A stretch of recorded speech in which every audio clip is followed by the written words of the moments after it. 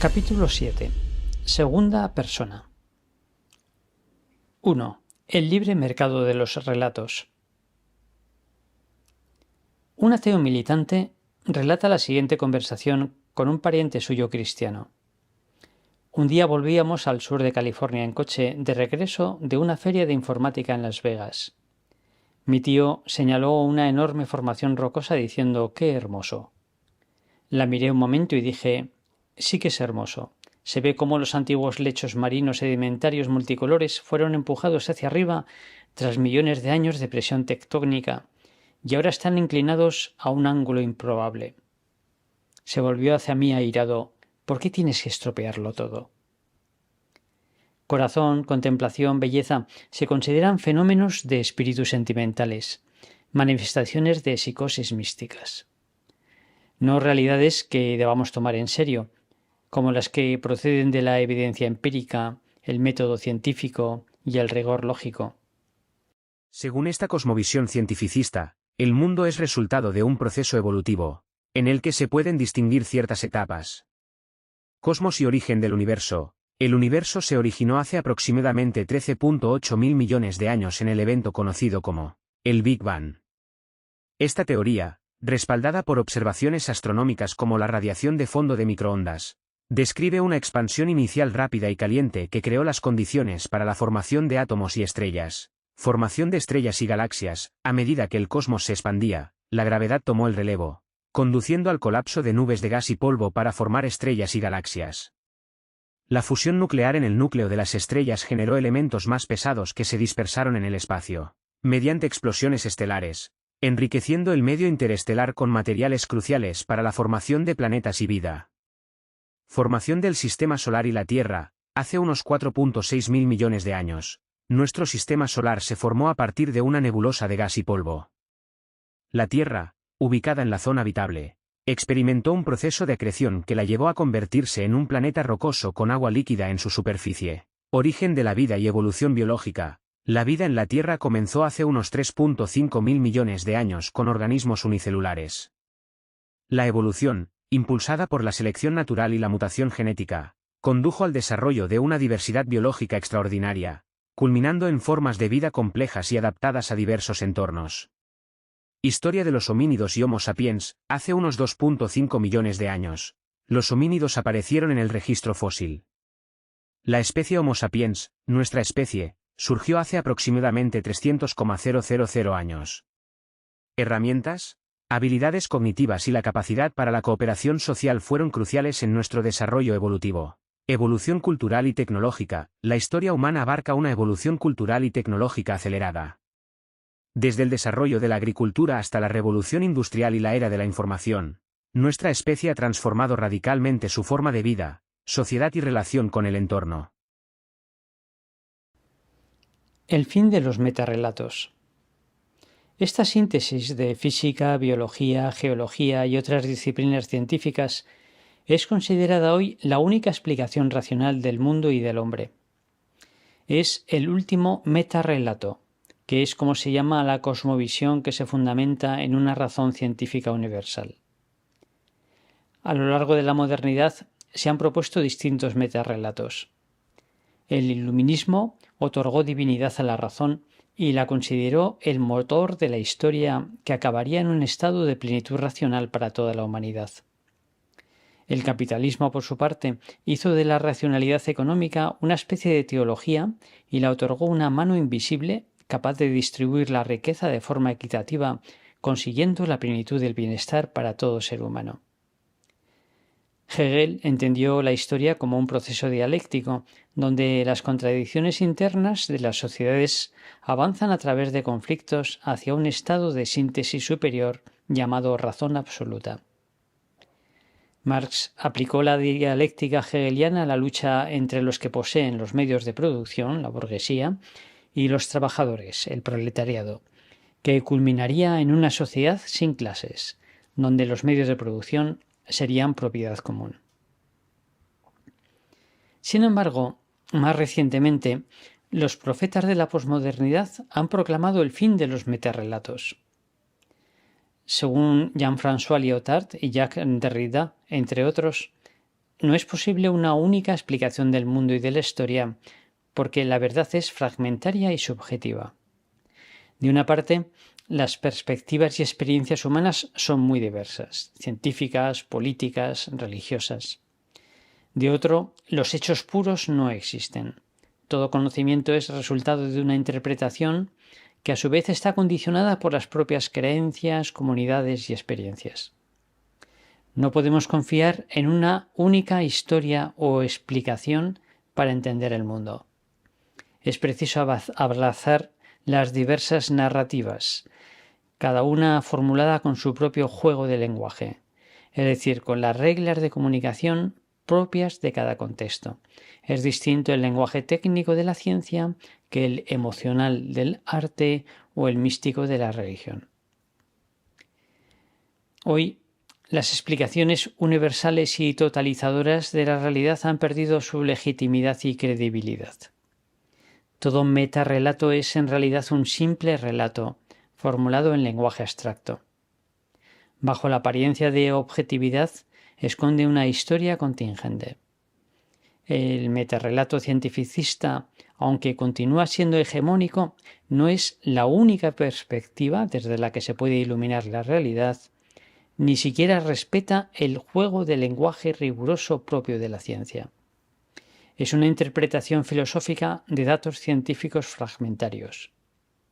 Si se desciende de las proposiciones abstractas a la realidad material propia de la ciencia, se descubre un relato que cubre sus amplias lagunas con recursos mitológicos. El siguiente texto de Jacques Monod es un ejemplo elocuente. La aparición de los vertebrados tetrápodos se debe a que un pez primitivo eligió ir a explorar la tierra, sobre la que era incapaz de moverse si no era a saltos y de mala forma, creando así como consecuencia de una modificación de comportamiento la presión selectiva gracias a la cual se habrían desarrollado los miembros articulados robustos de los tetrápodos. Los filósofos de la posmodernidad han puesto en evidencia las vergüenzas del metarrelato. Se parecen al niño protagonista del célebre cuento de Christian Andersen. Unos pícaros se presentaron al rey como reputados sastres y se ofrecieron a confeccionarle el mejor de los trajes si les facilitaba todo el dinero, las perlas y la seda que necesitasen. Pero con una advertencia: su costura poseía tal calidad y nobleza que sólo la reconocían aquellos que realmente fueran hijos de sus aparentes padres. El presumido rey accedió, y aquellos pícaros vivieron un tiempo a lo grande hasta que finalmente se presentaron al rey y le llevaron su vestido. En realidad no llevaban nada, pero ni el rey ni sus cortesanos se atrevieron a decir que no veían el vestido por ninguna parte, por no aparecer como hijos ilegítimos. Llegado el día de la fiesta, escribe Andersen, el rey se vistió con el supuesto vestido y, montado en su caballo, salió en procesión por las calles de la villa. La gente, también conocedora de la rara cualidad que tenía el vestido, callaba y veía pasar a su rey, hasta que un pobre niño de corta edad, inocente donde los haya, dijo en voz alta y clara: «El rey va desnudo». Tal grito pareció remover las conciencias de todos aquellos que presenciaban el desfile. Primero con murmullos y luego a voz en grito todos empezaron a chismorrear: «El rey va desnudo, el rey va desnudo». Los cortesanos del rey y el mismo rey se dieron pronto cuenta del engaño, y es que realmente el rey iba desnudo. El libre mercado de los relatos. El metarrelato cientificista no es científico. El científico que elabora un metarrelato es un creyente. Solo hay distintas propuestas narrativas. El monopolio moderno del cientificismo ha dejado paso al libre mercado de las narraciones, cada una con su propia perspectiva, experiencia y lenguaje. El metarrelato formula proposiciones abstractas. El relato, la narración o el mito, en cambio, cuenta historias concretas. El metarrelato externaliza su legitimación en una razón científica universal y autónoma. El relato, en cambio, no pretende una legitimación en términos de demostración. Se autojustifica por el sustrato cultural en que surge y por la autoridad del narrador. Los metarrelatos son meros relatos, pero la fragmentación relativista actual pone en crisis también los relatos. Ya no existe un pueblo cohesionado del que surjan narrativas que refuercen su sentido de pertenencia y solidaridad. La actual civilización del consumo solo comparte la identidad de consumidores. Y esta no nos une, sino que nos separa. El otro es un medio o un obstáculo para mis deseos. Por eso, el libre mercado de los relatos se encuentra muy desabastecido. Apenas existen narraciones que aporten sentido a la vida humana. Pero entre ellas brilla con luz propia la historia erótica y alternativa del cristianismo. 2. La más grande historia de amor. La mayor historia jamás contada. El relato cristiano es una historia de amor, que podría desglosarse en 6 capítulos. Dios es amor. Frente a la sopa primordial, materialista, el cristiano parte del amor primordial. Hay un solo Dios, pero no es un Dios solitario, sino 3 personas, Padre, Hijo y Espíritu, en comunión perfecta. La unidad pura no tiene lugar en la materia sino en el Espíritu, en el amor perfecto. La Trinidad creó el universo, e hizo al hombre a su imagen, para que participara en su intimidad. Quizá podamos reconocer en el anhelo de amor infinito y eterno de nuestro corazón una cierta memoria y nostalgia de la intimidad con Dios que gozamos en el paraíso original. ¿Ni siquiera nuestras relaciones personales sanas y fuertes logran saciarnos? El hombre se replegó sobre sí mismo, y rompió la comunión con el amor. Nada deseamos tanto como amar, pero la torpeza con que nos relacionamos con Dios, con los demás, con la creación y con nosotros mismos, hace sospechar que padecimos una grave herida en el corazón, más allá de nuestro registro histórico. Dios, en lugar de abandonar al hombre a su destino, ha venido a buscarle para dar un nuevo inicio a su amistad. La persona eterna del Hijo ha asumido nuestra naturaleza. Y transformando nuestro rechazo en amor al Padre por todos los hombres, se ha revelado como Dios, ha manifestado al hombre perfecto, y nos ha salvado. Después de resucitar con cuerpo glorioso, Jesús se ha hecho coetáneo y conciudadano de todos los hombres a través de su Iglesia. El Espíritu Santo la conduce, y hace presente a Cristo en los sacramentos, la Escritura, el alma del cristiano, los dones jerárquicos y carismáticos, la comunidad de los creyentes, los pequeños. La comunión con Dios iniciada en este mundo culmina en el cielo. Después de la muerte, cada persona es juzgada en el amor por Cristo, y recibe el premio o castigo. Y al final de la historia, el mismo Cristo volverá gloriosamente para hacer justicia, y crear un cielo y una tierra nuevos donde los santos gozarán de su intimidad por la eternidad. Este es el relato cristiano. El cientificismo lo considera ingenuamente antropomórfico, pero esa crítica incurre en el riesgo de ser precrítica respecto a sí misma.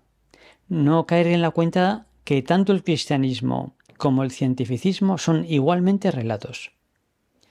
Los viejos metarrelatos se consideraban legitimados por algún tipo de razón universal, ilustrada, económica, espiritual, histórica, científica. El relato cristiano añade que cualquier razón objetiva presupone un sujeto. Afirma que detrás de las leyes de la naturaleza y del espíritu hay una razón consciente de sí misma. El cristianismo no pretende ser un metarrelato. La existencia de Dios y su cualidad amorosa no pueden ser demostradas por la ciencia experimental, porque ésta tiene como objeto la materia. Por la misma razón, la ciencia tampoco puede demostrar la no existencia de Dios, e incluso con mayor razón, puesto que no puede haber demostración experimental de la no existencia de algo. Eso sí, la ciencia muestra que es razonable creer en Dios, e incluso que hay más razones para creer que para no creer. Frente al evolucionismo materialista, que explica la inteligencia humana como resultado de una evolución ciega de la materia, resulta más razonable pensar que la razón se encuentra también en el origen de ese proceso.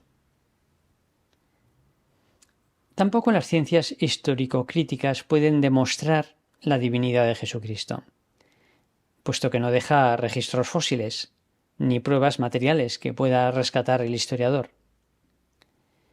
Pero sí puede mostrar que Jesús no es una figura mitológica como Zeus, sino un personaje histórico que vivió en Palestina, provincia limítrofe del Imperio Romano, bajo los emperadores Augusto y Tiberio. Algunos historiadores romanos y judíos de principios del siglo II, como Plinio el Joven, Tácito, Suetonio, Flavio Josefo, se han hecho eco de Jesús. Pero es en el círculo de sus discípulos donde encontramos abundante información por múltiples cauces de Jesucristo. La liturgia, la literatura teológica, la pintura, la arquitectura, la música, el testimonio de sus vidas y de sus martirios, y también a través de un puñado de escritos denominado Nuevo Testamento. Como cualquier otro relato, el cristianismo no es demostrable, pero tampoco es un ingenuo antropomorfismo. Es al menos tan lógico como el relato cientificista, al que supera afirmando que la razón objetiva de la ciencia supone un sujeto.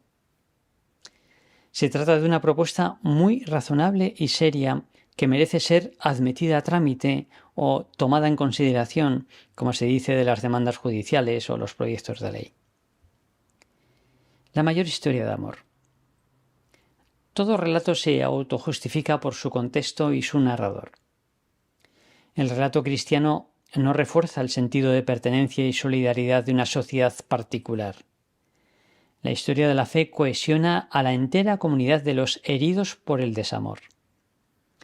El corazón de todo hombre padece una insatisfacción crónica, porque anhela un amor infinito y eterno que no es de este mundo y que además sabe no merecer. Esta nostalgia se agudiza en la cultura relativista, fundada en una lógica comercial que genera únicamente relaciones infrapersonales. Sufrimos una glaciación de desamor y buscamos desesperadamente el afecto de los demás, cerrando así definitivamente la puerta al don. Este círculo vicioso solo puede ser roto desde fuera. A pesar de nuestra orgullosa autosuficiencia, nos parecemos a un náufrago que intenta salvarse tirándose del pelo hacia arriba. Por eso nos gustan las películas de superhéroes que vienen a salvar el mundo. El Capitán América, Spider-Man, el increíble Hulk, Iron Man, el poderoso Thor. El egoísmo es concreto y solo puede ser sanado por un amor concreto, no por una idea abstracta. La buena noticia es que ese tú que anhelamos existe. Esa segunda persona del singular que necesitamos es la segunda persona de la Trinidad. Ese tú existe y ha nacido hace 2000 años en un establo de Belén. La historia da razón al corazón. El que no puede equivocarse porque es más íntimo a nosotros que nosotros mismos, ha dicho, vale la pena dar la vida por estos hombres. Y ha asumido nuestra naturaleza para unirse definitivamente al hombre. Se ha identificado con cada uno hasta el punto de no querer seguir viviendo sin él. Quien es amado por Dios hasta la muerte, se sabe amado de verdad. El relato cristiano encaja nuestra condición humana como el zapato de cristal en el pie de la Cenicienta. Muchos conversos tienen la sensación de llegar a un lugar largamente anhelado, a su hogar. Como escribe Tertuliano, anima naturaliter cristiana, el alma es naturalmente cristiana. El pesebre contiene el alimento de los animales, al acuden llevados por un hambre insaciable. Por eso representa bien las adicciones humanas. En cambio, el pesebre de Belén ahí contiene el alimento que sacia plenamente el corazón del hombre, el Dios encarnado. 3. El más bello de los hombres. La figura de Jesús. La esencia del cristianismo no es una doctrina ni una moral, sino una persona. Un día Jesús preguntó a sus discípulos, ¿quién decís que soy yo? Y Pedro, en representación del resto, respondió, tú eres el Hijo de Dios vivo. Jesús no era un mero profeta. Se situaba por encima de las instituciones sagradas de Israel, la ley, el sábado, el templo. Decía cosas como el cielo y la tierra pasarán, pero mis palabras no pasarán. O quien ama a su padre o a su madre más que a mí no es digno de mí. Confirmaba sus palabras resucitando a muertos, curando enfermedades, calmando tempestades. Los enfermos, los sencillos, los niños se sentían atraídos por su bondad. Allí por donde pasaba dejaba un rastro de luz, calor, salud, esperanza, piedad. Además, Jesús tomaba esa autoridad de su relación singular con Dios, a quien llamaba Padre. El Padre está en mí y yo estoy en el Padre. Yo y el Padre somos una misma cosa. En el Antiguo Testamento se llama a Yahvé Padre 15 veces, en el sentido de Padre de Israel. En los Evangelios, Jesús le llama Padre siempre, 170 veces, y en el sentido de Padre mío. No hay un concepto donde encasillar a una persona así. De él, de Jesús, hay solamente un nombre propio, Jesús. Es pura novedad, un nuevo principio. Con razón escribe Lewis: intento impedir que alguien diga esta solemne tontería a veces tan frecuente sobre Cristo. No tengo inconveniente en aceptar a Jesús como un gran maestro de moral, pero no acepto su pretensión de ser Dios. Esto es precisamente lo que no debemos decir. Un hombre que fuese simplemente un hombre y dijese la clase de cosas que Jesús dijo no sería un gran maestro de moral. Es preciso escoger: o este hombre fue y es el Hijo de Dios, o fue un loco o quizá algo peor. Podéis encerrarlo por loco, podéis escupirle a la cara y matarlo como a un demonio, o podéis caer a sus pies y llamarlo Señor y Dios. Pero no caigamos en la simpleza de decir que fue un gran maestro. Él no quiso dejar este problema sin resolver. Como en una película. A partir de la década de los 60, cuando los discípulos de Jesús comenzaron a morir y las necesidades pastorales se diversificaban, se fue recogiendo por escrito su predicación oral. Los 4 evangelios canónicos, las cartas de los apóstoles y de San Pablo, los Hechos de los Apóstoles y el Apocalipsis forman los 27 libros del Nuevo Testamento. Las primeras copias se escribieron en papiro, que no suele durar más de 200 años. Aún así nos han llegado unos 100 fragmentos de esos papiros. Hasta que en el siglo II se inventó el pergamino. Conservamos unos 60 pergaminos que contienen todo el Nuevo Testamento. 2000 que transmiten solo los evangelios. 5000 más parciales en griego. Y 40.000 en distintas lenguas. Y tantas citas de escritores cristianos anteriores al siglo VI que bastarían para reconstruir el Nuevo Testamento. Tan abundante material ha sido analizado por los métodos de la ciencia histórica. La crítica textual ha tratado de identificar cuál de las variantes redaccionales es original. La crítica de la redacción ha estudiado la intención de cada evangelista. La crítica de las fuentes ha rastreado en los evangelios las colecciones de hechos y dichos de Jesús. La crítica histórica ha analizado la veracidad de los hechos narrados. El resultado es la plena fiabilidad de esos escritos.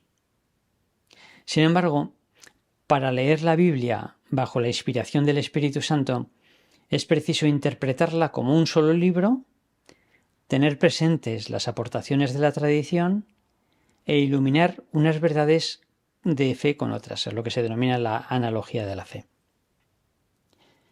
El evangelista San Juan escribe: lo que existía desde el principio, lo que hemos oído, lo que hemos visto con nuestros ojos, lo que hemos contemplado y han palpado nuestras manos a propósito del verbo de la vida, lo que hemos visto y oído, os lo anunciamos para que también vosotros estéis en comunión con nosotros. Los evangelios son un retrato impresionista del alma de Jesús. Escribe San José María: yo quisiera que, cerrando los ojos de la carne, contemplarais la vida de Cristo como en una película, que fuerais actores de su vida, estando con los apóstoles y con las santas mujeres más cerca de Jesús que San Juan. Si no, no va. Imagina una serie de 7 capítulos sobre Jesús con la siguiente sinopsis.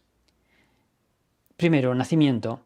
En mitad de la noche, en un pequeño pesebre de Belén, María, con los ojos llenos de asombro, da a luz a Jesús. Pastores y magos, guiados por ángeles y estrellas, convergen ante el portal. Así comienza la historia de un niño destinado a cambiar el destino de la humanidad. 2. Años ocultos. En las estrechas calles de Nazaret resuena el sonido del martilleo y de las risas desde el taller de la carpintería. Jesús trabaja incansablemente compartiendo la rutina diaria con José, su padre terrenal. Pero tras la aparente normalidad se teje una trama divina, una historia que espera ser revelada. 3. Comienzo de la vida pública. El polvo de la plaza se agita cuando Jesús se alza entre la multitud. Con cada palabra, el aire vibra con una promesa antigua y una llamada al corazón. La elección de 12 discípulos, casi todos sencillos pescadores, se convierte en la formación de un equipo destinado a desafiar el mundo. 4. Predicación y milagros. En una fiesta de bodas en Caná, Jesús realiza su primer milagro, transformando agua en vino. La multitud queda atónita ante su poder, pero los líderes religiosos le observan con desconfianza. Cada milagro es un eco de su mensaje: amor, redención y una invitación a la conversión. 5. Última cena y tradición. En una habitación iluminada por velas, Jesús celebra la última Pascua con sus discípulos. La solemnidad del momento se quiebra con la tradición de Judas, que sumerge la escena en una oscura trama. Las palabras resonantes y la tensión en el aire revelan un giro inminente hacia el sacrificio. 6. Condena y ejecución. En el tribunal de Pilato, Jesús recibe acusaciones falsas mientras la multitud exige su condena. La traición de Judas desencadena una serie de eventos que culminan en la cruel ejecución en el Monte Calvario. El amor con que abraza la cruz revela definitivamente a Jesús como Dios y como hombre perfecto, y redime a la humanidad. Y 7. Resurrección y esperanza. Al despuntar el alba, Jesús emerge de la tumba con un cuerpo glorioso. A lo largo de 40 días sale al encuentro de los discípulos para confirmarles en la fe y en la esperanza. Después regresa junto al Padre. El Espíritu Santo da inicio a la Iglesia, a través de la que Cristo se hace coetáneo de todos los hombres hasta su segunda venida al final de los tiempos. La Lectio Divina. Más que un libro para leer, los Evangelios son un cuadro para contemplar. La obra de arte, escribe Olegario González de Cardedal, es un don, que en gratuidad absoluta se da y en gratuidad absoluta exige ser contemplada. No son necesarias ni suficientes las introducciones técnicas e historiográficas para captar la esencia de la obra de arte. Hay que mirarla en paz y sosiego, dejándose arrastrar hasta su fondo revelador.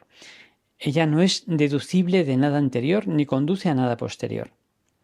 Una pintura o escultura de Fidias, Frangélico, Miguel Ángel, El Greco, Velázquez, Picasso, Rodin o Rouault están ahí desvalidas y frágiles en un sentido, potentes y reveladoras en otro. Se las descubre estando ante ellas.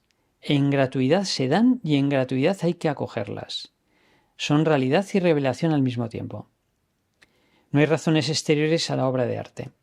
Así es Jesús, figura de la revelación. Y lo es tanto en los actos de majestad como en la pasión y en la cruz. La Lectio Divina consiste en contemplar las escenas del Evangelio, en leerlas con interés desinteresado, como vimos en el capítulo anterior. No es una técnica para orar, pero requiere un cierto método para aprender. Benedicto XVI resumía así sus pasos fundamentales. Se comienza con la lectura, lectio, del texto, que suscita la cuestión sobre el conocimiento de su contenido auténtico. ¿Qué dice el texto bíblico en sí mismo? Si en este momento se corre el riesgo de que el texto se convierta en un pretexto, para no salir nunca de nuestros pensamientos. Sigue después la meditación, meditatio, en la que la cuestión es: ¿Qué nos dice el texto bíblico a nosotros? Aquí. Cada uno personalmente, pero también comunitariamente, debe dejarse interpelar y examinar, pues no se trata ya de considerar palabras pronunciadas en el pasado, sino en el presente. Se llega sucesivamente al momento de la oración, oratio, que supone la pregunta ¿qué decimos nosotros al Señor como respuesta a su palabra? La oración como petición, intercesión, agradecimiento y alabanza es el primer modo con el que la palabra nos cambia. Por último, la lectio divina concluye con la contemplación, contemplatio, durante la cual aceptamos como don de Dios su propia mirada al juzgar la realidad y nos preguntamos ¿qué conversión de la mente, del corazón y de la vida nos pide el Señor? Conviene recordar además que la lectio divina no termina su proceso hasta que no se llega a la acción, actio, que mueve la vida del creyente a convertirse en don para los demás por la caridad. Termino. La lectio divina confirma el Salmo 44. Es el más bello de los hombres. Jesús es la belleza que salva el mundo. Escribe San Agustín, hermoso como verbo de Dios, hermoso en el vientre de la Virgen, hermoso en el cielo, hermoso en la tierra, hermoso en los milagros, hermoso en los azotes, hermoso invitando a la vida, hermoso no cuidando de la muerte, hermoso al rendir el alma, hermoso al recobrarla, hermoso en el madero de la cruz, hermoso en el sepulcro, hermoso en el cielo.